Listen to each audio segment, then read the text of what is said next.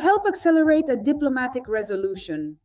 A specific scenario is currently being considered in which Ukrainian representatives would visit Moscow directly for face-to-face talks with President Putin. This was reported by the resource Ukrainian Context, which specializes in covering the course of the war, documenting crimes, and reporting on the activities of Ukrainian intelligence. The absolute necessity for such a step is explained by the fact that the current Russian delegation, despite being slightly more inclined toward compromise, lacks any real levers of influence within their own country. Since they are not officially authorized to make final decisions, the negotiation process has currently reached a difficult deadlock. During the last round of discussions, the idea emerged that constant meetings on neutral grounds such as the Emirates or the United States are not yielding any positive results. Instead, it is necessary to organize dialogue where the actual course of events is determined.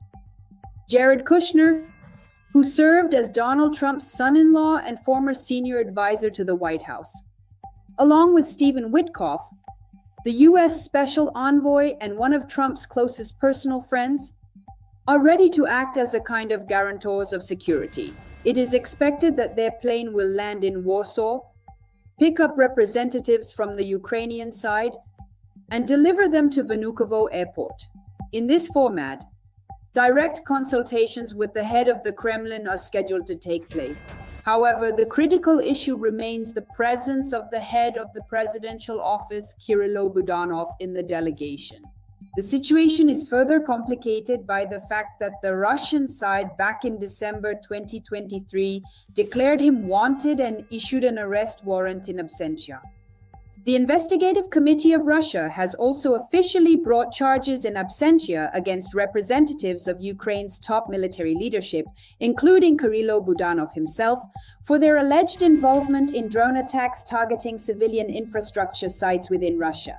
Another insider Telegram channel, General SVR, noted that the head of the Russian Foreign Ministry, Sergei Lavrov, with his recent comments, is essentially supporting information about the negotiation process between Kyiv and Moscow, naturally with the involvement of Washington.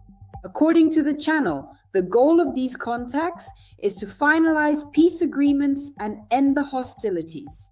The so-called spirit of anchorage, which the Russians constantly refer to, embodies the first draft of the agreements that was approved by the Kremlin and preliminarily supported by Donald Trump. However, later the American president made amendments that changed the document to the detriment of Russia's initial demands.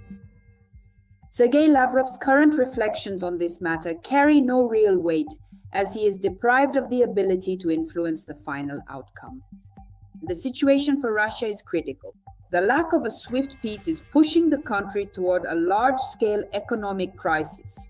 Although this is unlikely to cause the disintegration of the state or a regime change, a sharp decline in living standards and widespread impoverishment of citizens will become an inevitable consequence, insiders of the channel note. Thus, negotiations between Ukraine, the US, and Russia regarding the end of the war are ongoing, and at present, none of the parties is showing any intention of withdrawing from the negotiation process. Valery Klochok, head of the Center for Public Analytics, VEZHA, noted in a comment to Channel 24 that the adoption of key decisions largely depends on the position of one person in the Kremlin. He also pointed out that the course of the negotiations may indicate a gradual movement of the war toward a scenario of frozen hostilities. At the same time, the influence of European countries in this process is gradually diminishing. Europe also wants to take part in this, but unfortunately, it has become a secondary participant. The issue of the war is gradually moving toward a freeze, despite some resistance from Europe, which is unable to independently stand up to Russia, Klochok noted. Joining us now to discuss this is Mikhailo Podolyak, advisor to the Office of the President of Ukraine. Mikhailo, good evening. Welcome. Hello, hello. Bloomberg writes that Vladimir Putin is using negotiations essentially as yet another weapon of his. In your understanding, what is the strength of this weapon for the Russian Federation right now? Imitation and buying time. and preventing the American side from increasing pressure on Russia. So yes, it really is a weapon. That is, he simulates within the framework of negotiations, bilateral negotiations between the United States and Russia, a willingness to make concessions in favor of the United States, with some major business, as they call them, business projects. These include rare earth metals, the Arctic, and so on. Not in favor of China, but in favor of the United States. And in this way, they want the United States to remain somewhat neutral and to make decisions about putting pressure on Russia more slowly. I call it slowly, although in reality we see a slightly different configuration. And this frightens Russia. It frightens the Kremlin. That's obvious. We can see that the United States is actively working to reduce Russia's presence in a number of regions of the Russian Federation, to reduce its presence in certain markets, primarily in the global energy market, by holding negotiations with India, with China as well, though in April there will be a more extensive round there, negotiations with China. But at the same time, they are also pushing Russia out of certain regions, such as the Middle East and Latin America. Again, in Latin America, Russia used to have certain opportunities there, including business opportunities, such as in Venezuela and Cuba. Today, we can see that this is already starting to change a bit. But at the same time, by imitating a negotiation process, Russia wants, on the one hand, to continue taking advantage directly genocidal practices in this war, meaning strikes against the civilian population, direct attacks. Today, they do not even try to hide them. These are direct strikes on critical infrastructure meant to plunge civilians into maximum suffering. This is what Russia is doing today, and I emphasize again, without any disguise. If during the first 2.5 to 3 years they tried to hide it, saying, no, we're not targeting the civilian population, even though we understood that wasn't true.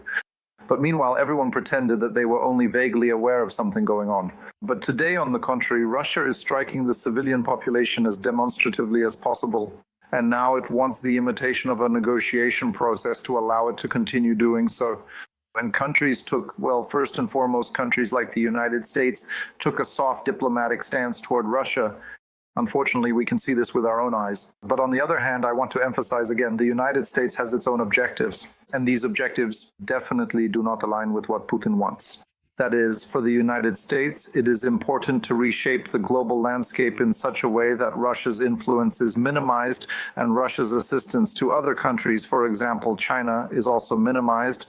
Reputationally, Russia would look as worthless as possible, while during this time, the United States would be gaining various advantages. Mr. Mikhailo, so on the one hand, Russia is dragging out the negotiation process and continues this genocide. Vladimir Putin is attempting to curry favor with Donald Trump by arranging the so-called energy truce, which, as we are all well aware, lasted for only 3 days.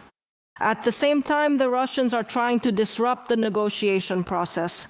One moment, they accuse Ukraine of attacking Putin's residence.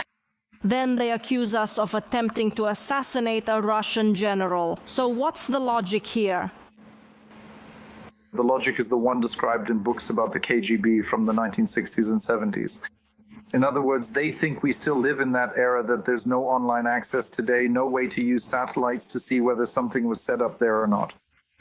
Moreover, there are various government institutions provide conflicting information. Sometimes they say it happened, sometimes it didn't. Sometimes they claim the drones were flying somewhere else at that time. Similarly, if we talk about Alexeyev, that's an entirely different story. Ukraine has nothing to do with it. We can see who they have detained. This is basically a conspiracy of pensioners. Moreover, one of them is a certain individual. Vasin was employed at an enterprise that in one way or another is closely connected to the interests of the FSB and so on.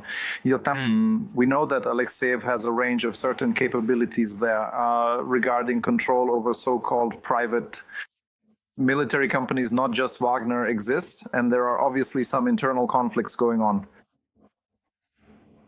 Furthermore, Alexei himself was directly involved in creating significant problems for the entourage of a certain individual. For an individual like Shogu, this meant trouble for his closest people who made money for him or acted as his personal financial wallets. So these are internal showdowns, and it's impossible to link Ukraine to this. This is obvious to Western intelligence, especially American intelligence. That's why we see the corresponding reaction. We see how everyone is responding to both Valdai and Alexei. But still, let's be clear, Russia can imitate anything it wants.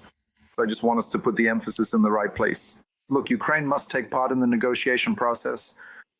Moreover, Europe is saying that the negotiation process looks completely different today and wants to participate in it more actively. We see that they are looking for ways to actively influence the negotiating positions one way or another because this concerns Europe's security. You just had a good quote from Ischinger about the central place. Ukraine must be present at the Munich Security Conference. I believe that both Ukraine and President Zelenskyy should have a central place there because it was President Zelenskyy who brought Europe back to the discussion about its own agency. This is very important. In other words, to be strong, you need to have agency, you need to invest in your own security, your own defense, and more. And Europe is discussing this. It is talking about this a lot today. But let's return to the negotiation process. Ukraine must participate in the negotiations effectively. This is happening today. We are seeing changes in the positions of, among others, the United States. Because the United States, no matter how you look at it, is the largest partner in terms of Ukraine's ability to acquire weapons. On the other hand, the United States has its own strategic goals. We can see that the goals are not just about Ukraine, unfortunately for us, but they concern the global redistribution of influence. And we see Russia, which today is being read by everyone, including the United States, like an open book. That's all. And returning once again to the basic thesis. In order for Russia to be more realistic in the negotiation process, although the Kostyukov delegation under Kostyukov's leadership is significantly different from the delegation led by Mr. Medinsky, there is more realism here, to put it mildly, in this current composition of the delegation. But still, in order for Russia to adequately accept anything, considering Putin's psychological profile, it is necessary to really put pressure on Russia using completely different and more effective tools. Mr. Patriak, perhaps in the next few minutes, please, I would like to ask you to answer. Where is the line between diplomacy, this soft diplomatic stance, the desire to seek compromises, and the actual legitimization of the escalation that the Russian Federation undertook this winter? And by what signs can we understand whether this line has not been crossed? Because right now it seems that it could become very blurred. And that's a paradoxical answer. Look, the United States, in reality, they take a soft approach in discussions with Russia. Unfortunately for us, because they should be taking a tougher stance, I think they will do so. And at the same time, they are pushing Russia out everywhere. Do you understand that the US is solving its own issues at the expense of Europe, at the expense of Ukraine, but they are pursuing their own dominance? And they are pushing Russia out as a partner of another country, China, in various regions. At the same time, this soft diplomacy does not give Russia the opportunity to respond aggressively. Actively, for example, in the Middle East, we can see that they are giving everything away. In Venezuela, they practically did not intervene, even though they had invested a lot in security formats with Maduro and so on.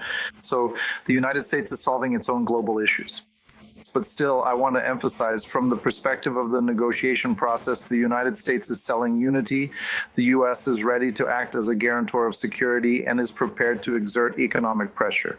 Here, I will refer to Mr. Besant, the US Secretary of the Treasury. They are ready to apply even stronger sanctions, and simultaneously they are telling Europe, look, they are openly saying you cannot finance through the purchase of energy resources from Russia or from intermediaries, for example, in India, who use Russian oil products to make secondary products and sell them to Europe.